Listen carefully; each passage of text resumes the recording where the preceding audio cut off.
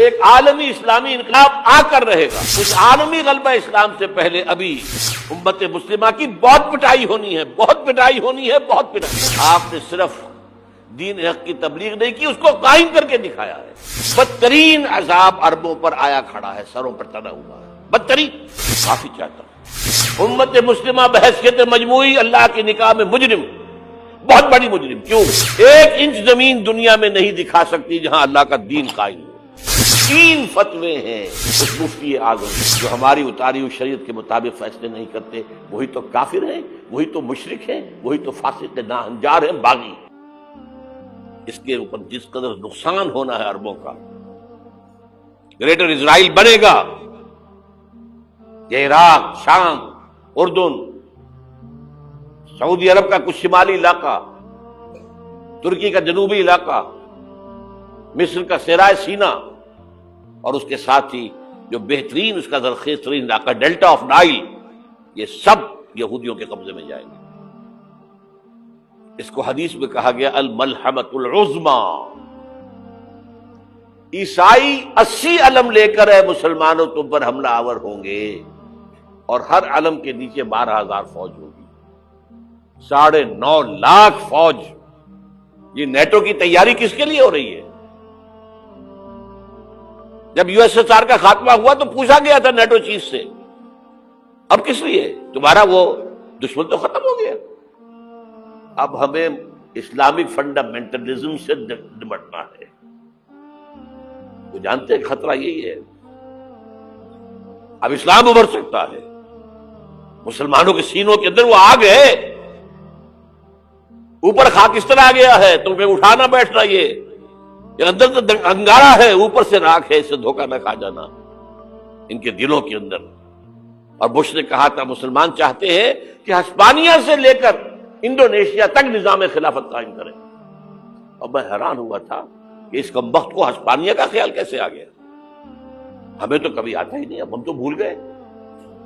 وہ تو 500 برس پرانی بات ہے جبکہ وہاں سے ہمیں نکال دیا گیا تھا.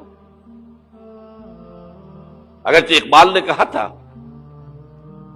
ہے ارض فلسطین پہ یہودی کا اگر حق، ہسپانیہ پر حق نہیں کیوں اہل عرب کا.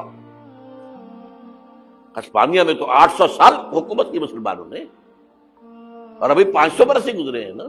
یہودی تو ارض مقدس سے 2000 سال نکالے گئے.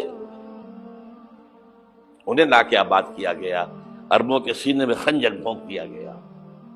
وہ چھوٹا سا ملک جو چاہتا کرتا، کوئی پوچھنے والا نہیں. امریکہ جیسے اپنے بیٹے کی حفاظت کرے ویسے کرتا اس کی. اور حضور نے فرمایا ہے وہ جنگ جب ہوگی تو ایک باپ کے اگر 100 بیٹے ہوں گے تو 99 ختم ہو جائیں گے، ایک بچے گا. یہ حدیث ہے، حدیث ہے صحیح. اور آپ نے فرمایا ویل للعرب من شر قد اقترب. عربوں کے لیے ہلاکت ہے، عربوں کے لیے بربادی ہے اس شر سے جو قریب آ چکی. اور آج جس طرح انہوں نے ان کی تہذیب کو اختیار کر لیا ہے، دبئی جا کر دیکھیے، بدترین مغربی معاشرہ جو ہے وہ دبئی کے اندر ہم نے قائم کر کے دکھا دیا. اب سعودی عرب اس راستے پر بڑھ رہا ہے. اور اس کے بعد نمبر 2 پر جو ہے ہم پاکستانی ہیں. لیکن میں اس کے وہ پہلی بات جو کہہ رہا ہوں وہ تو یقینی ہے، اس میں تو احادیث صحیحہ موجود ہے.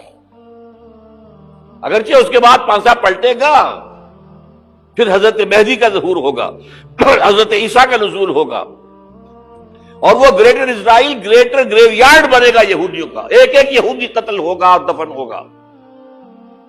یہ بات میں ہونا ہے، میں پہلی بات فرض کر رہا ہوں. وہ پانسا پلٹے گا جب پلٹے گا. ابھی جو سامنے ہے وہ کیا ہے؟ جس ملحمۃ العظمی کہا حضور نے، جسے آرمگیڈون کہتے ہیں عیسائی. آرمگیڈون کی اگر کہیں جا کر آپ دیکھیں گے، آپ ڈکشنری میں مانی تو کیا لکھا ہے؟ A very big war which will be fought between the forces of evil and good before the end of this world. اس دنیا کے خاتمے سے پہلے خیر اور شر کی قوتوں کے درمیان بہت بڑی جنگ ہوگی. ارمجدون اسے کہتے ہیں عربی میں، اور آرمگیڈون اسے کہتے ہیں انگریزی کے اندر. اور یہ بائبل کی آخری کتاب کے اندر ہے، جو اس میں کہ مکاشفات یوحنا، ریولیشنز آف سینٹ جان،